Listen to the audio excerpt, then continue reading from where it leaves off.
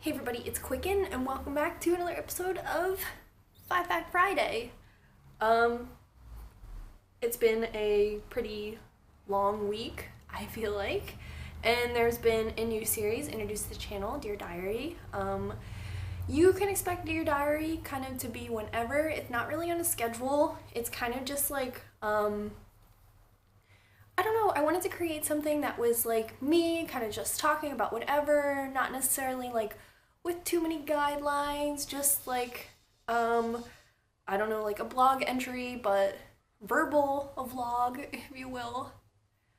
I get a lot of messages from you guys to say that you love just listening to 5 Fact Friday and you put it on, you know, in your headphones while you're doing your homework or your art, and someone was like, you should have a podcast, you should have this, and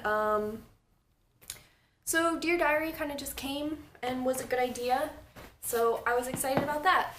So you can expect that whenever, and I think it's a great way to just like address little things that necessarily take up too much time on 5 Fact Friday, because I know 5 Fact Friday runs really long and is forever, and sometimes, well, lately with having a job now, sometimes it's really hard to film 5 Fact Friday because I have off on Fridays, but it also means that like it's my day to do stuff because I have off. But I never want to forget 5 Fact Friday. I'm just happy that Dear Diary can come into place and it can be filmed quickly or lengthily, and I'm excited about that. Our first episode of Dear Diary was talking about the studio space.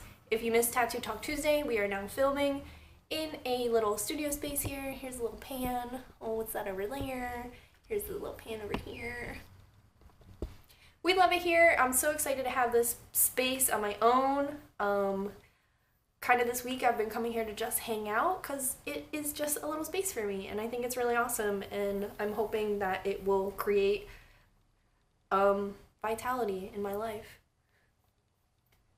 So I got a lot of questions. I attended my first Look and Learn this Monday at my salon. I am a salon assistant right now, apprentice sort of thing, until I work there long enough and can get a chair. Usually the stylist assistant program is a year to 2 years, but they say the best way to make that process go a lot faster is to take live models. So I put it out there for you guys. If you live in Philadelphia, surrounding areas, I would like to take you to have a service at my salon. It will be completely free and supervised by the specialist at my salon. I guess you could call the salon high-end. So if you are in need or you have a creative idea, my one friend Jeffrey Chow, you know him, he was on an episode of Tattoo Talk Tuesday, and he was in my Pope vlogs. We're taking him silver, so that's going to be super cool, going gray, different things like that. I did John's hair on Monday, and we did a little scissor over comb action. I'm just really into whatever, and whatever you want to bring to me, I would love to do. The thing about the services is I can only perform them on Mondays, and I can only do like one at a time because I have to be able to learn from them. So I did get a lot of emails, and if you email me, just be patient. I'm going to create some sort of like calendar system, and some people are like, hey, I'm only in Philly for this week, and then other people are like, I'm coming to Philly on vacation. So I'm just going to try to figure out everyone's needs and create some sort of schedule. So hold tight, and thank you guys so much for reaching out. Yeah, I was really nervous. I was like, I don't know how I'm going to find these live models, and I don't know how I'm going to progress. But then you guys were super into it, so that's awesome. And hopefully you guys are into having your picture taken. I was thinking about creating a like professional stylist Instagram, and I haven't done it. But that email address to email me for an appointment is qqcknd.appointments@gmail.com. You can refer back to my Instagram post if you're into it. So, moving right along, over here in, oh no, that's the wrong app. For 5 Fact Friday, I wanted to know, has your quietness ever bothered you growing up? Like, have you ever felt like you were weird or something was wrong with you for being an extrovert or not outgoing? Just curious, as I am naturally reserved myself, and I can say I've felt that way at times. Love your channel. I would say I have a video all about this. It's called Did Depression Save My Life? If you ever want to watch that. I kind of dive more deeper into it about how being reserved, to borrow a phrase, kind of kept me safe, especially when we moved to the suburbs and left Philadelphia. Living in the suburbs, I think, can be pretty challenging because people can be bored and get into trouble, get into a lot of trouble. And I would say because I was more drawn to being punk and drawn to like a more, I don't know, a different lifestyle, a more reserved lifestyle like that, living on the outskirts of society, I feel like people like that tend to get mixed up in the wrong crowds, even though they're just a little different. So I would say being quiet limited me for a really long time, but it took me a long time to appreciate that limitedness, especially because like the popular kids never really liked me, and then the bad kids never really liked me. So I would say I never really fit in, and even now, like working at the salon, it's taking me a little while to like warm up to everybody, and people are like, oh, she's coming out of her shell, and things like that, which usually like, it feels defeating, but I think that I'm the type of person who has to warm up to people, and I wouldn't want it to be another way. I don't know, like, I couldn't walk into a room and be like super outgoing, hey guys, it's me, it's Amanda. Like, I can't really do that. And I think that that in a way protects me because it lets people with a bigger heart in, and people who are willing to give me a chance and willing to listen when I speak and things like that. So being quiet definitely hurt for a long time, but I'm at a point where I can recognize it being beneficial to me, so that is always cool. Now I can have this channel, Qcknd. Which brings me to my next question. Let me find it. The inspiration behind 5-Pack Friday, how did you think of it, and are you annoyed that other channels have the same series? So 5-Pack Friday, I feel like I've answered this. This feels familiar, but 5-Pack Friday kind of started out when my channel didn't really have too much structure to it, but I was getting a ton of questions and I didn't really know what to do with these questions.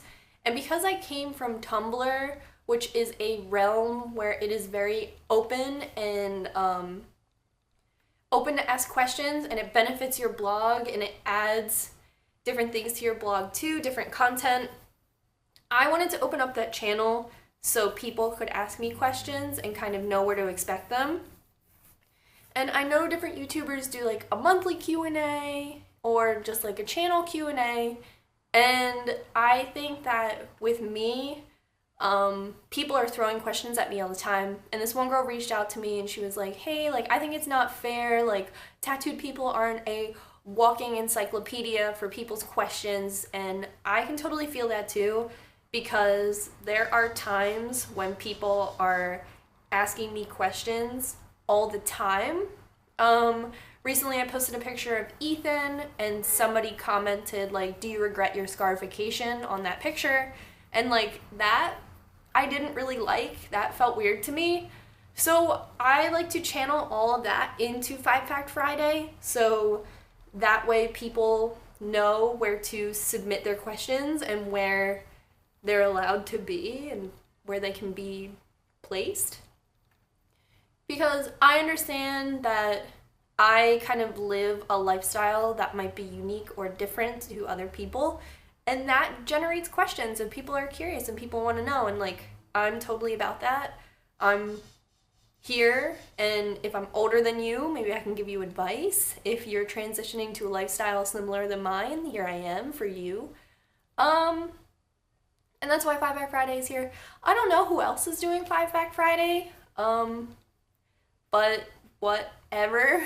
Maybe, you know, people message me all the time and they're like, hey, I'm just starting a YouTube channel, and I think question and answer is a really great way to communicate with your audience and develop your videos. So I understand, and do not encourage any of you to talk to them and tell them that they stole the video concept. Don't ever do that. Please leave those people alone. So this question says, is there a piercing you wanted to get but never got a chance to for 5-Pack Friday? And so recently, Rihanna and Drake posted that video, Work, if you haven't seen it. And the second part of the video, Rihanna is like wearing a really sheer top and you can see her nipples through it and they're pierced. And I think that that was so cool. I love the way she did it in the music video. I feel like you can just feel the energy and the sexuality and the power and all of that just from that simple statement. I always thought that was really cool, like when you could kind of see a little stuff going on there. I never had a chance to get my nipples pierced though. I always kind of wanted to and thought it would be really cool. But I think I was always nervous about the aftercare and how my body would change with the nipple piercings. A good friend of mine got hers when we were really young, and she said it messed up her nipples really badly. Although I think we were just young kids and probably not ready for it. Like, I would go to Infinite Body and have it done professionally and everything like that, but I never got it done. But I always think it's so cool to see it, and you know, like no bra, and you can kind of like see a little something going on. I always thought that was cool, but never ever got the chance to do it. I don't know if I was too scared it was gonna hurt, or some people say it gets like funky, and I never like took that risk. I don't have any like body piercings, so I don't know, it just never happened. And for my last question of the night, how do you feel about cosmetic tattoos? So I think cosmetic tattooing can be really cool when it's done by like a professional, of course.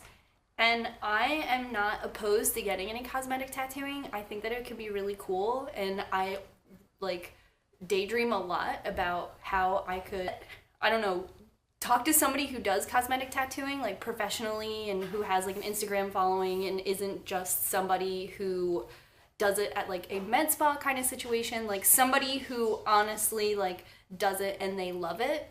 So I'm not opposed to it. I wish I could like figure out how people go about getting their license to do cosmetic tattooing, if there is some sort of school where you can get it done and learn how to do it. From my limited research, cosmetic tattooing is done with a completely kind of different system than the body tattooing, and it is a little more temporary, a little less aggressive on the skin. I would love to get like cosmetic freckles done, eyebrows done. I think that that's great, and it can be an alternative to plastic surgery because you can get lip liner tattoos and different things that can enhance your beauty, and it is more temporary because after time this ink does fade because it is cosmetic ink and not traditional tattoo ink. Now that I am licensed, I cosmetology license, I feel like if I could have a conversation with somebody about cosmetic tattooing, it would be something that I would really enjoy pursuing. I really do think about it all the time. When I was in beauty school, I would show my teachers different Instagram profiles of people who were doing cosmetic eyebrows, and I always hoped that like they could tell me more about it, and they'd just be like, that's cool. I don't know if it's a skill that is self-taught, but it's something I'm really into, and I don't really think Philadelphia offers. I have not heard of anyone who does it. There is a like med spa right by my house, but it has these weird like plastic decals in the window so you can't look in, and that alone like keeps me from going inside because I think they do like laser hair removal, and maybe some Botox there, and probably like some very expensive tattoo removal. So I would want to work outside of that realm and maybe offer it privately in a studio or in a tattoo kind of environment, because I feel like that's the audience who is interested but doesn't really know how to be catered to. And maybe that's just how I feel, but I would definitely go to a tattoo studio to have cosmetic tattooing done versus the creepy med spa near my house that has the plastic decals in the. I don't know if this is performed by somebody who is like a dermatologist, or if this is kind of a license you can get from attending a class, but it is something I'm really into and think about all the time. So I was really excited to get this question. Unfortunately, I don't have any cosmetic tattoos, or else I would make a whole episode of Tattoo Talk Tuesday about it, but you guys know that I don't ever want to make an episode about Tattoo Talk Tuesday. It's something I don't personally have experience with, or like can't have somebody here to talk to you about it. But if you guys know anything about cosmetic tattooing, or anyone who does it, let me know. I feel like I follow all the hotties on Instagram who perform it, and it's always a pleasure. I would totally get my eyebrows done or my lips lined or something. I think about it a lot. And now you go on Instagram and they just have videos of these lip injections and you're watching them and you're... So I would think about that, really. I'm not opposed to it. I would get a face full of freckles. I already have them, but it's not enough to be a freckled person. You know what I mean? It's just enough to be like, you got a little something in your eye all the time, and I'm like, I swear, it's a freckle. But yeah, this is 5 Pack Friday. Thanks for tuning in and submitting your questions. And definitely tune in to the other new series that are always about. And until next time, bye.